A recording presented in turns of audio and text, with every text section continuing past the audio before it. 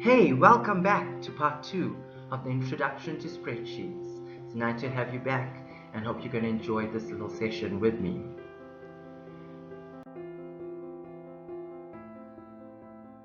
In part 1, we started to make sense how a spreadsheet is very similar to what we do pen and paper. If you remember, we looked at lines going down, lines going across, and as you can see, Microsoft Excel has already done this for us where we've got all our lines in there for us to type our information. The added extra bonus that we have letters on the top, which are column headings. We've got row numbers on the far left hand side, and this is a way for us to locate our information. Remember, if we wanted to locate information in a column, we use the letter. If we want to locate information in a row, we use the number. And together, that makes the cell reference. For example, E10. And that's where we basically got to in our last session. Let's look at the scenario that we're working with.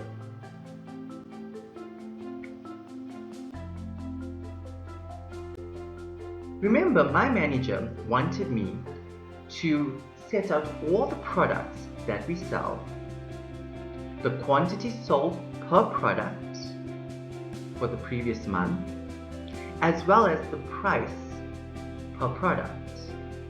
And when we type this out, we will remember that text went to the left-hand side, numbers to the right-hand side automatically. So that is what we covered in session 1. In this session, we're going to be looking at how to work with calculations, basic formulas, basic calculations. Now, I want to move away from Excel for a while. I want to take you back to something that we're familiar with. Yes, this looks familiar. Whenever we're working with calculations, we are accustomed to using the calculator. Why? Because the calculator has various numbers as well as various operations like your addition, subtraction, division, multiplication. This allows us to then calculate any calculation that we're trying to. Nothing surprises us with this. You're also going to notice that this calculator has an equal sign. By pressing the equal sign allows us to then get the answer displayed. So let's look at our keyboard. Let's take time to look at our keyboard. Depending on the make and model of your laptop or desktop, your keyboard may look slightly different. But generally, external keyboards have a section to it that is one of my favorite sections. In actual fact, I tell all my Excel users, if you can, get an external keyboard, external mouse to use, because it makes it so much easier when working with Excel. So the part of the keyboard that I really like is the numeric keypad. I love the numeric keypad. If you look at the numeric keypad, you will see it has all your various numbers. And this makes it easier because if you're typing out numbers, where you can type out the number, press enter. Type out the number, press enter. So basically, by pressing enter, I'm saying, I'm happy with what I have done. I am happy with what I have done. Let's look at the key above it. The key above it looks familiar. That is your addition, just as we know it on a calculator, just as we know it mathematically. The key above, subtraction. Again, something that we know, familiar, same as my calculator, same as I know mathematically. Cool, let's look at the next key. There we go. What is that? What key is that? Now, on a computer, the computer doesn't use multiplication in the sign that we're familiar with mathematically as well as the calculator. In actual fact, multiplication looks like an asterisk or a star. So multiplication is very different to how we know it mathematically or even on a calculator. If you look at the key next to it, that is division. As you can see, division also very different to what we actually know division to be. So unlike addition and subtraction, multiplication and division is very different on a computer than it is on a calculator and mathematically. Take a few seconds to just familiarize yourself with this. Enter. I'm happy with what I have done. Addition, subtraction. Multiplication and division, very different as we know it in mathematics compared to the computer.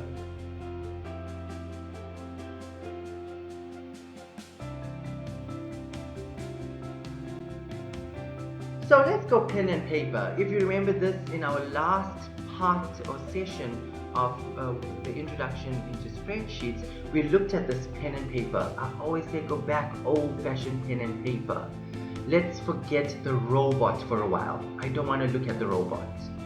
So looking at this, remember we've got our various products, our quantities sold, as well as the price of each product.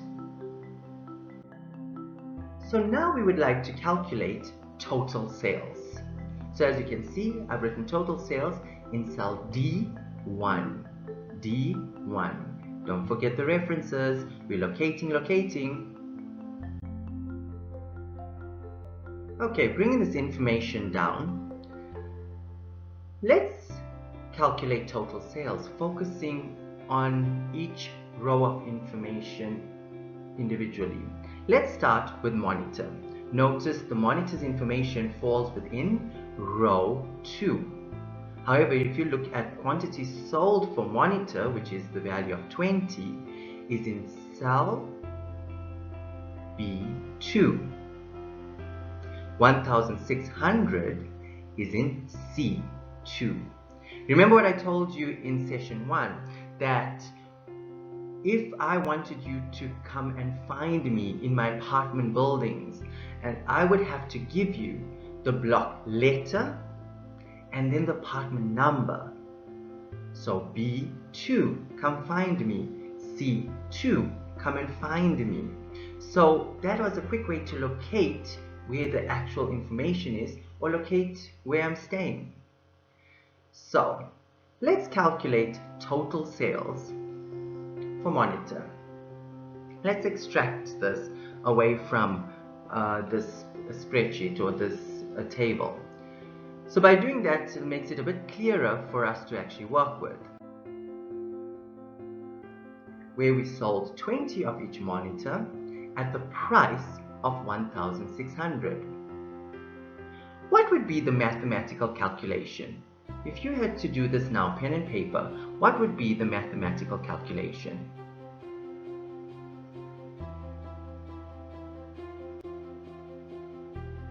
Good! If you said 20 times 1,600, awesome! Even if you said 1,600 times 20, same story, it works the same way. Notice how I put an equals after the mathematical calculation. Because as you know, even on a calculator, you would then take 20 times 1,600 and press the equals to display the answer. Or on pen and paper, 20 times 1,600 equals, and you will write the answer next to it. So equals is defining where the answer is going to basically be. So let's go back to my information. If I look at my information now, and I want to place in the calculation under total sales, because that's where I want my answer to actually go. So let's do the calculation as it would be done in a spreadsheet. Now in a spreadsheet, we actually start off by writing the equals first, or typing the equals first. And the reason for this is to tell Excel, this is not ordinary text, this is not ordinary numbers, this is a calculation we are doing, or a formula. Once we put in the equal sign, instead of putting the number 20, as we've got above, 20 times 1,600, instead of putting in the 20, we actually put the cell location where we would find the 20. B2. Why? Now let's say these were apartment buildings. Let's say these were apartment buildings. And let's say we have somebody renting in apartment B2. Let's say Jane. Jane is renting in apartment B2. So if I draw up a lease, I would have a lease to say that Jane will give us rent at the end of the month. Jane will give us rent at the end of the month. But what happens if Jane has to move? It makes no sense to always refer to Jane, because that means wherever Jane moves, we're going to be charging her rent, even if she's not living in our apartment. And that makes no sense. So if, let's say, Stephen moves into B2, we don't even charge Stephen any money, because it makes no difference, because we're only aiming at poor Jane, who's now running all over, hiding from us, because we're hunting her down for rent in an apartment she's not even staying in anymore. So it makes no sense. So in that sense, we're saying whoever lives in B2 will pay rent every month. Whoever lives in B2 will pay rent every month. And that is why we use saying B2, the location, instead of 20. Now, remember, multiply looks very different. Multiply on a computer is an asterisk. Now, let's look at 1,600. Remember, we don't type in 1,600, we type in the cell it is located in, the cell that it's located in. Remember, who's paying rent? Not the specific person, but with whoever is leasing that apartment at that time. So 1,600 is in apartment C2, which we actually call cell C2. Does that make sense? I hope you're getting this. Awesome. So if you go back to our little table here of data, we've got our monitor, quantity sold, price. Now let's put our formula or our calculation under total sales. So we've got equals B2 times C2. Remember, we're referring to the cells the actual figure is in. Let's continue this. If you look, I've got B3 times C3, B4 times C4, B5 times C5, B6 times C6, B7 times C7, B8 times C8. If you see, there's a pattern forming here. And this makes it really cool when we actually then putting the information that we want. Our calculation is now done. Let's take this, what we've learned, pen and paper. Let's go back to our robot. Remember, you are not the robot, Excel is. So you're the human just instructing what Excel needs to do, as you would instruct the calculator how to calculate the answer for us.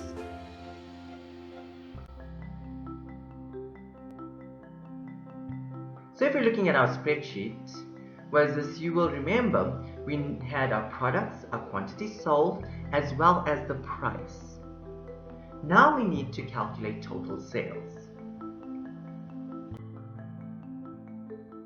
Looking to calculate total sales, we click where we want the answer to be, in this sense cell D2.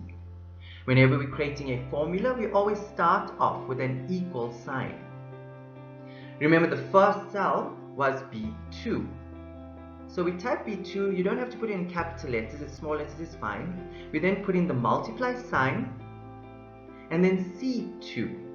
I want you to take notice how each one gets its own color, and I love this because it makes sure that it's the correct cell that you're actually typing, that you're not mistyping the information.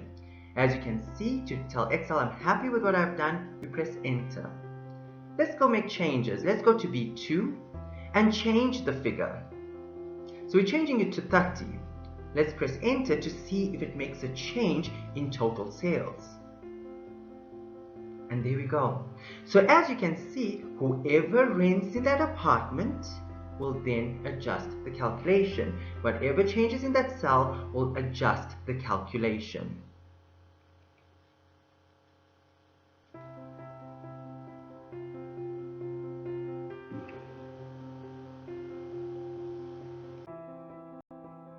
Looking at the spreadsheet now, I've populated the rest of the formulas. And now you can see Excel has done the calculation for us. So just like a calculator, we are getting Excel to do the calculation for us, the robot to do the calculation for us. People, whenever anybody says to me, Excel is hard, creating formulas is so difficult, I'm very confused. Because then I ask for it on pen and paper. And if you can do it pen and paper, then this is easy. Because all you're doing is putting an equal sign to tell Excel this is a formula. You're then using cell references instead of actually putting the actual figures. You now know that multiply and divide is very different to what you know mathematically. So all you're really doing is substituting your formula or your calculation with the location it's going to find the information in. And when people can do this pen and paper, then I look and say, Excel's then easy. However, people, if you're struggling to do the mathematical calculation pen and paper, your issue is not Excel. Maths literacy is where the problem lies. Awesome. Awesome. I'd like to thank you for spending time with me and hope you enjoyed the session. Remember, the trick here is pen and paper. Pen and paper. I hope it makes creating formulas much easier. Feel free to email me your comments or even the spreadsheet that you created from this video. I would love to see it. So email me at alwyn@theabout.co.za. Till next time, have an awesome time in Excel.